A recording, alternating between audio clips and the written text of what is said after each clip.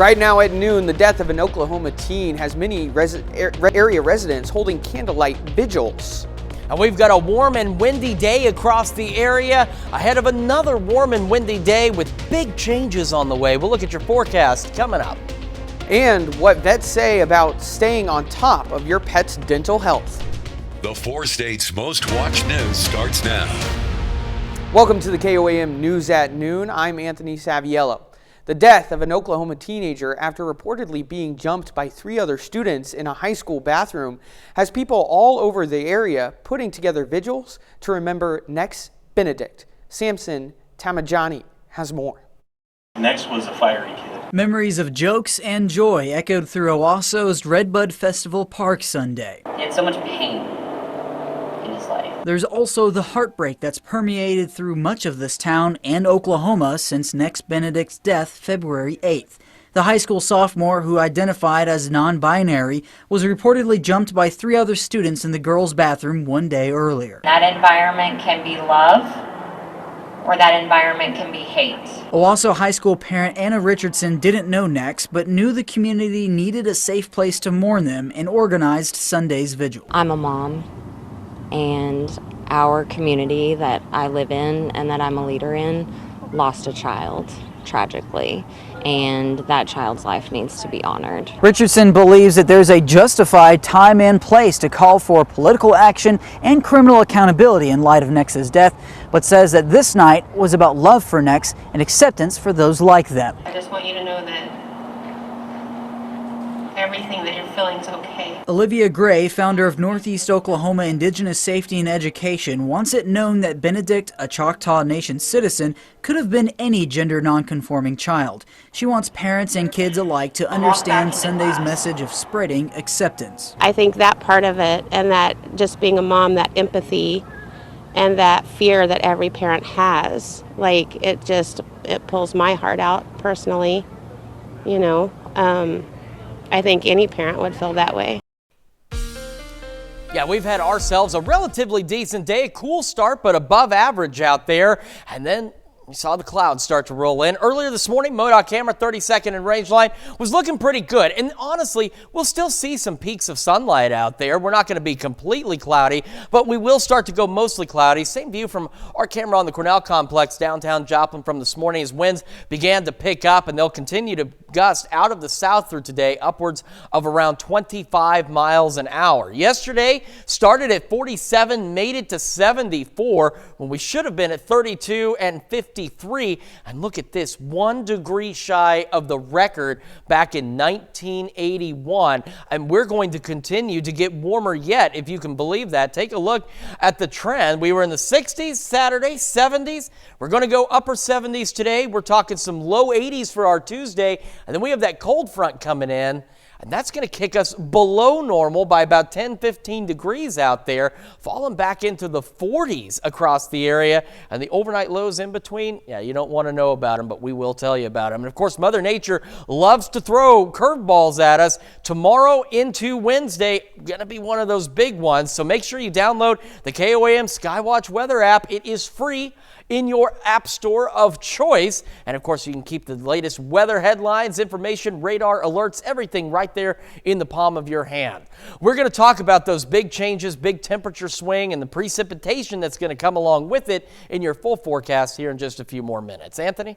Awesome. Thanks, Chris. A man is rushed to the hospital after a shed fire in Joplin. It happened around 3:15 Sunday afternoon at the 3100 block of East 12th Street. Authorities say they quickly put out a small grass fire as well as the shed. However, a man was inside the shed at the time and was injured. The man is said to be in critical condition. The Joplin Fire Marshal is investigating the cause of the fire. Police in Parsons, Kansas arrest a man for violating the conditions of his sex offender registration. 43-year-old Christopher Thompson has 2 sexual battery convictions, one in Kansas and one in Oklahoma. He is registered as a sex offender, meaning he can't live near a school. He was arrested Friday at a residence 2 blocks from Lincoln Elementary School. He faces 4 counts of violation of offender registration. Police in Monette, Missouri are searching for 2 men wanted for felony warrants.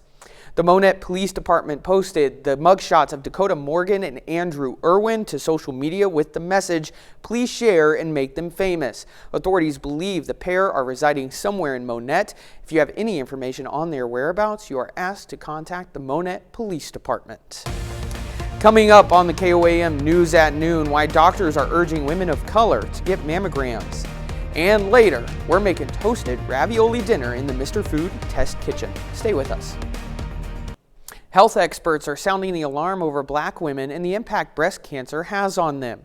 According to the American Cancer Association, black women are 41% more likely to die from breast cancer compared to their white counterparts.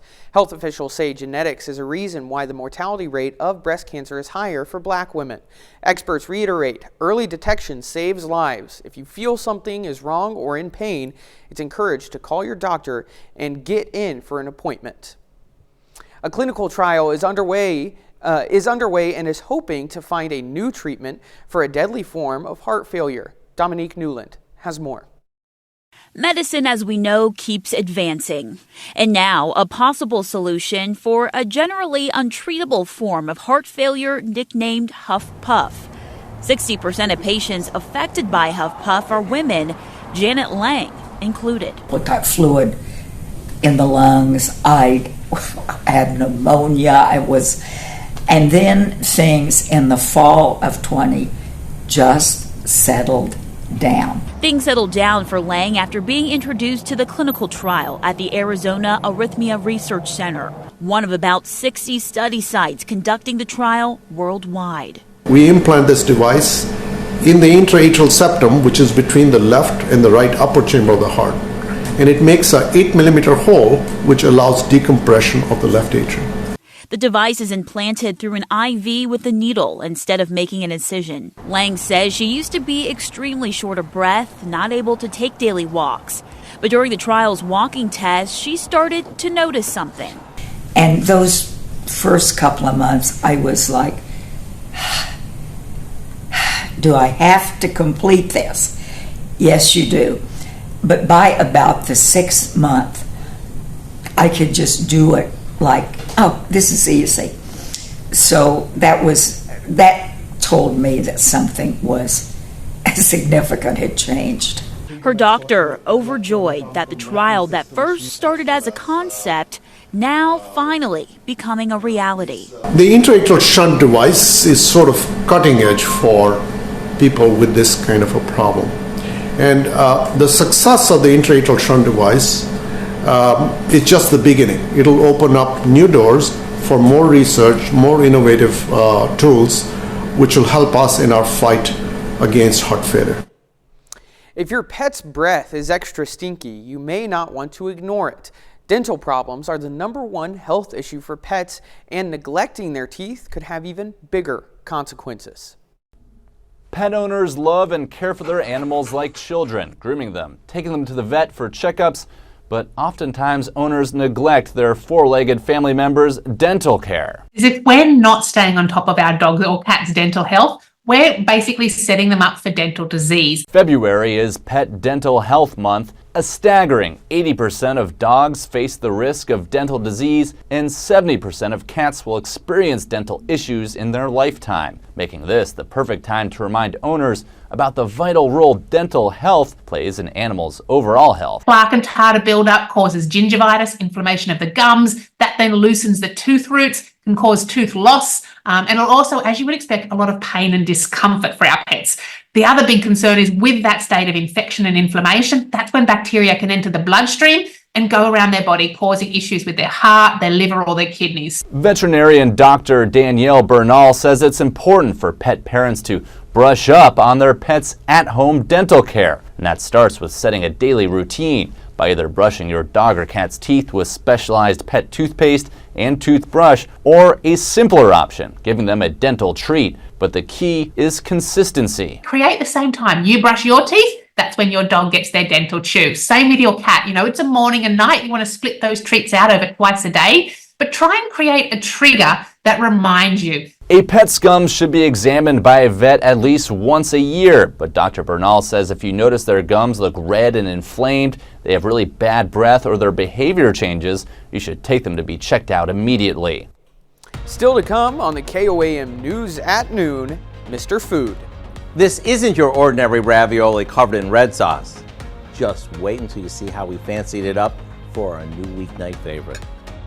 But first, we are going to look at some big temperature changes as we head into our Tuesday. We'll take a look at that in the full forecast right after this.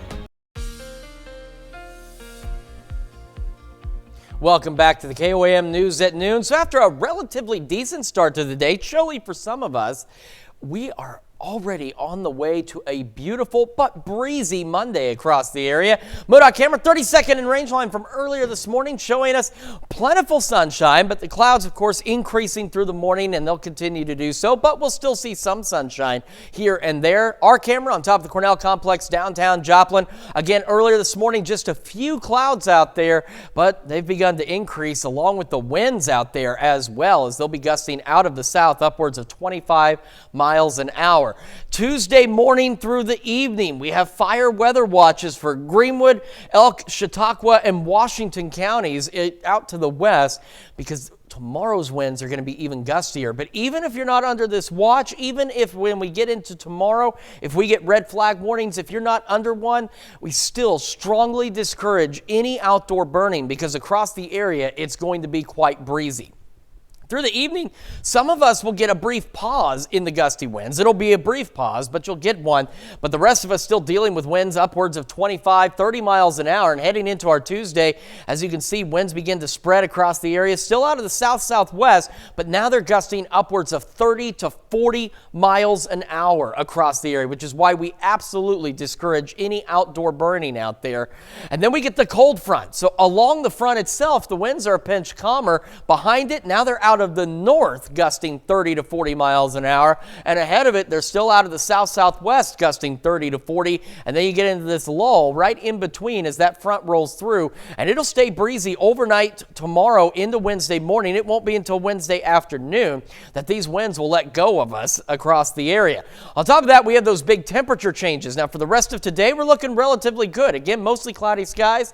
We're looking at temperatures 70s, maybe a couple of low 80s out there. Overnight tonight, again, mostly cloudy skies, lows well above normal as we go upper 50s, right around the low 60s out there.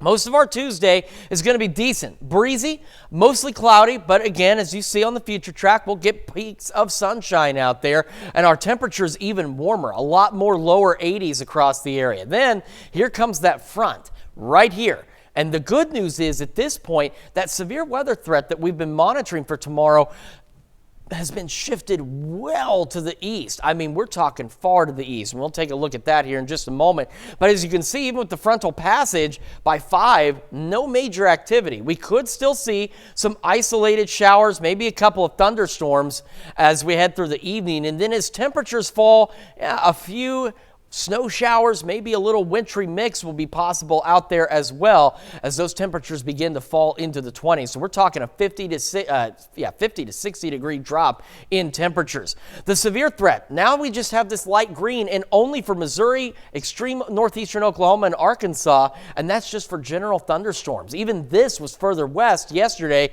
but it's all been updated and all shifted well to our east, which is some good news.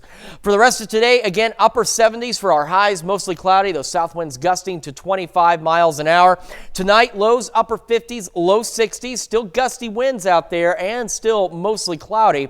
And for our Tuesday, initially, again, 80, low 80s out there. We'll have those evening thunderstorms and that southwest wind gusting upwards of 40 miles an hour. Then we'll fall back into the 20s by tomorrow night, only into the low 40s by Wednesday. So again, now we're 10, 15 degrees below normal. And then this cold spell doesn't last long. We head into the weekend, back into the 70s, and watching another system with more showers and thunderstorms Sunday into Monday. Anthony? All right, thanks, Chris. Stick around. We're making toasted ravioli dinner in the Mr. Food Test Kitchen. We'll be right back. Today in the Mr. Food Test Kitchen, we're making toasted ravioli dinner. If your daily dinner routine is getting a bit too routine, then I have a pretty good feeling you're going to love what we're whipping up today. It's a quick throw together that starts with plum cheese ravioli and ends up with rave reviews. We start by cooking a package of frozen cheese ravioli according to the package directions. While this drains, we combine some Italian breadcrumbs with a few of our Spice Rack favorites. In another bowl, we beat an egg with a little milk. Now we dip our cooked ravioli into the egg and then into the breadcrumb mixture.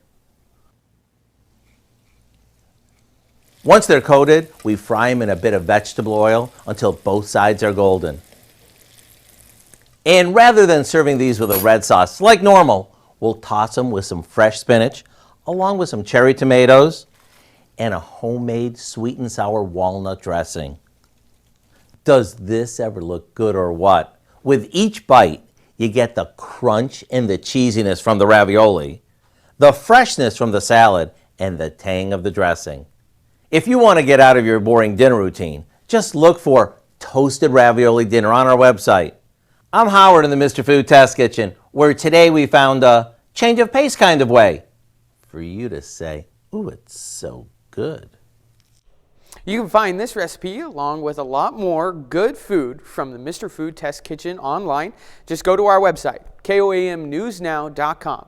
Now, here's a look at our 4-state market prices.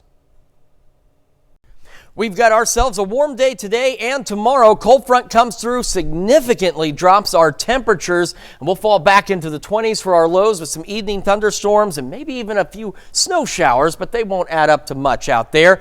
And then the cold spell does not last long. We are back into the 70s by the weekend with more rain and thunderstorm chances as we head into the beginning of next week.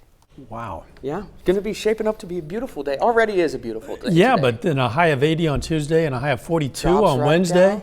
It's going to be, it can never make up its mind. No, get out your coat for a day and then put it away again. What do you got for us this evening? Well, lots coming up at 5. For starters, the Supreme Court is hearing 2 cases today that could transform the way Americans use social media. The cases involve laws favoring more state control over social media platforms and their content, restricting the ability of sites to moderate user content. Plus, a new Salvation Army Center opens in Miami, Oklahoma today, and we're going to find out how you can nominate an outstanding Missouri volunteer. Hope you join us for those stories. A lot more, of course. It's all coming up today on KOAM News at 5. Perfect. Thank you, sir. Looking forward to it. That's the news for now. Thank you for joining us on KOAM News at noon. Have a great rest of your day.